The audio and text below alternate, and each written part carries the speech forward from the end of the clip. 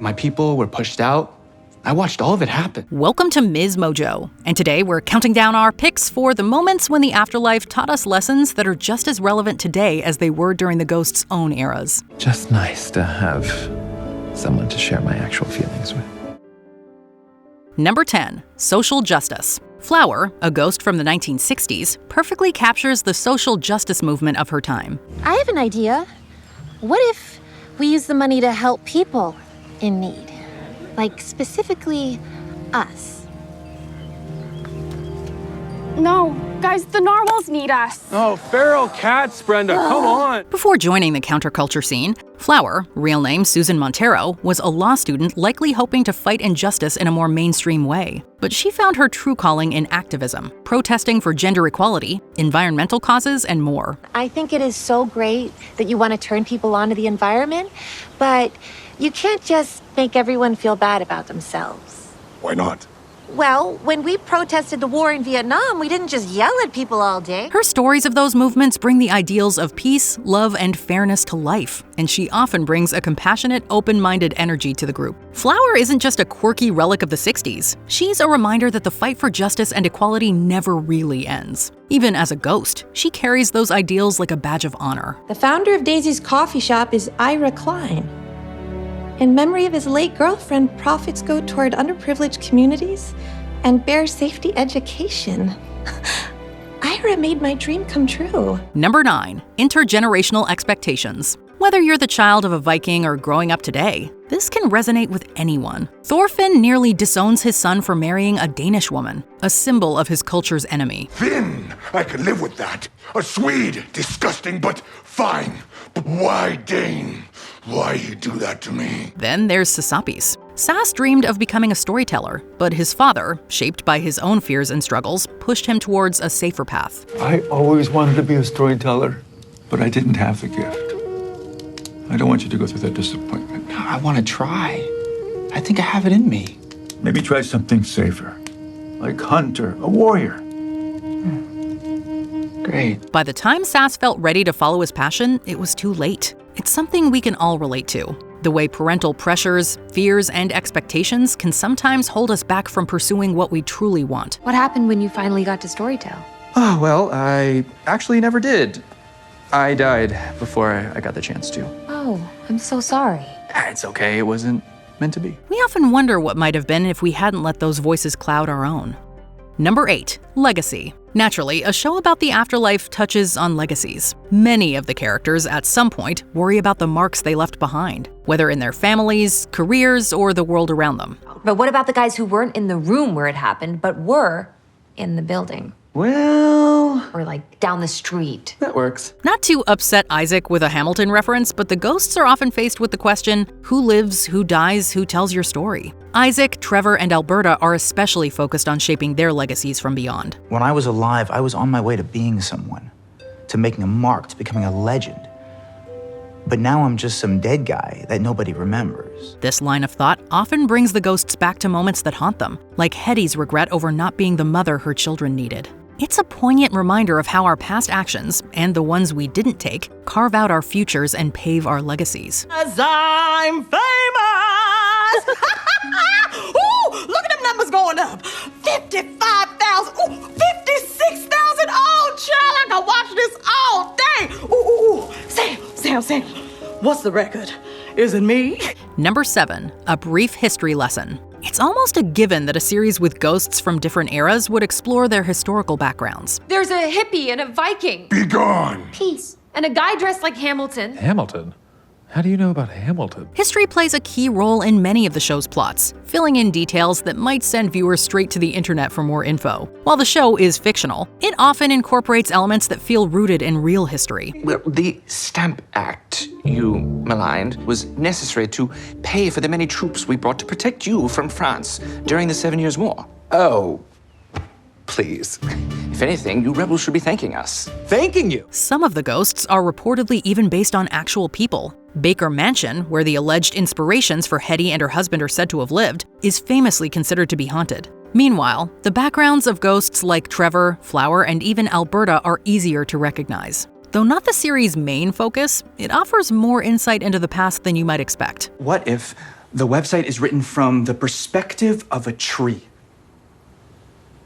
A tree? Yeah, who's been on the property for hundreds of years. It's sort of like how us ghosts have been here for a long time and seen all kinds of change. Number 6, the socioeconomic gap. Born into wealth, Hetty's privileged background allowed her to live a life of comfort. But it also showed the clear divide between the rich and the working class people around her. I once saw you pack 12 steamer trunks for a week in Newport. One of them crushed a footman. Oh, I was so worried about the china in that trunk. Thankfully, the footman softened the blow.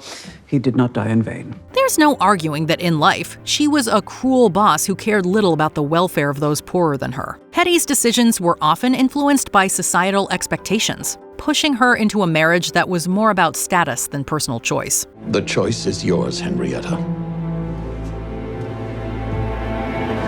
You once chose money over love, and were you happy? Sadly, this decision ended up having a big impact on her life and eventual death. Trevor's story also touches on the toxic cultures in workplaces and the high personal costs people are willing to pay to climb the corporate ladder. That job, those guys, that was my world. Maybe I never had any bros at all. Maybe my whole life was a lie. Number 5, gender equality. From the Gilded Age to today, the series offers a look at the evolving roles of women. Hetty has more outdated views on what women should be by today's standards. Well, I do believe that women should have each other's backs. Yes. No. But I don't believe that women should be allowed to vote. I won't get into the who's and whys, but it has something to do with overtaxing the female brain. However, she goes through changes as she spends more time with liberated women like Alberta and Flower. Also, since meeting Sam, we've seen her start to rethink what being a woman really means and embrace its power. What happened to my obedient wife? Well, modern women don't just defer to their husbands, Elias, and I have learned from the living lady of the house that when she doesn't like something, she says so. Flower, in particular, plays a key role in helping Hetty grow into a more modern woman, teaching her the importance of putting her needs first. It's a fascinating approach that highlights how far women have come in the fight for equality, and how much further there still is to go. Look, being ashamed of female pleasure was just some BS thing that men thought up to control women. There is nothing wrong with feeling good, Hetty. And you don't need a man's permission. Number 4, cultural marginalization. Sass is currently the ghost we know the least about. We do know he's part of the indigenous Lenape people, who were displaced due to European colonization and pushed out even more after the American Revolutionary War. I'd like the entire Hudson Valley returned to the Lenape. Barring that, maybe keep the radio on in the afternoons. While the show hasn't gone into much detail about his backstory yet, it does make an effort to recognize the Lenape's connection to the land. In the episode The Tree, Sass makes up a story about a tree that's at risk of being cut down, which leads to more conversations about Lenape ownership of the land. Everything's gone. My people were pushed out. I watched all of it happen. And that tree was the last thing left from when I was alive. And now it's gone too. There's still a lot to learn about Sass, and hopefully we'll get more insights into Lenape history and culture along the way. We want to acknowledge that this is the ancestral land of the Lenape. They have taken care of this land for generations, and it is an honor to continue that tradition. When is she? Thank you, Sam. Number 3, prejudice. As the only black ghost at Woodstone, actress Danielle Pinnock got involved behind the scenes to ensure Alberta's story is told authentically. That is a handsome trunk.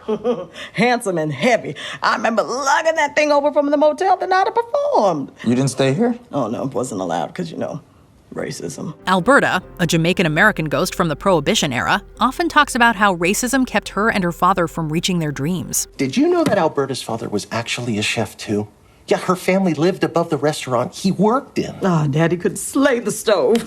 He should have had his own restaurant, but again, racism. She also speaks about the pressures of conforming to idealized body standards, with club owners favoring stars who fit a certain image. The writers approach these sensitive topics with care, using Alberta's story to bring attention to important conversations about race and equality that are still relevant today. She even mentions how her resilience is a front she puts up to survive in a world that offers little mercy. People see me as this super confident diva, but the truth is that's an armor I wear.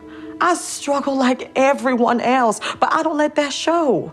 I need to be my loudest fan because God knows there's always been plenty of folks trying to tear me down. Number 2, sexuality. You might not immediately think of a Revolutionary War veteran for this storyline, but Isaac's character might have been loosely inspired by Friedrich Wilhelm von Steuben, an openly gay soldier from that time. I like you. You like me? Yeah, please don't make me say it again. Well, I like you too, Isaac. Anyway, what makes Isaac's story so powerful is how his journey to accept his sexuality feels timeless. For centuries, Isaac suppressed his true self, even forcing himself into relationships that fit so-called societal norms. I felt that if I ever spoke of these matters out loud, it would mean that everything that came before it was a lie. But if that is what it takes to speak the truth, then so be it. His coming out scene is one of the most emotional moments in the series, and it felt like a huge sigh of relief for us all. The writers brilliantly balanced the historical context with a story that feels timeless and relatable to anyone struggling with self-acceptance. You think you're ready to tell, Nigel? Couldn't be less ready. Oh. But one day, hopefully, I will be. In the meantime, it's just nice to have someone to share my actual feelings with. Before we continue, be sure to subscribe to our channel and ring the bell to get notified about our latest videos. You have the option to be notified for occasional videos or all of them. If you're on your phone, make sure you go into your settings and switch on notifications. Number 1. Grief. Grief is a recurring theme in the series, manifesting in different ways. You can't just snap your fingers and expect somebody to move on when they've just lost one of their best friends. Whoa, I thought this is what you wanted. You've always said your mission is to help them move on. It is what I want, but that doesn't mean it's easy. There's grief for the ones who've passed, but also for those left behind and for the paths not taken. Every character faces this at some point. Hetty mourns her past decisions, while Flower grieves a lost love. That was my last one-on-one date. I'm so sorry. I didn't want to feel that kind of pain again, so I never allowed myself to get close to just one person. Thor struggles to make peace with the life he hasn't reconciled, and Trevor often avoids facing his own reality. Even Jay laments the life he left behind, while Sam finds the closure with her mother that many can only dream of. I'm so proud of you. The criticism worked. Bye, Mom.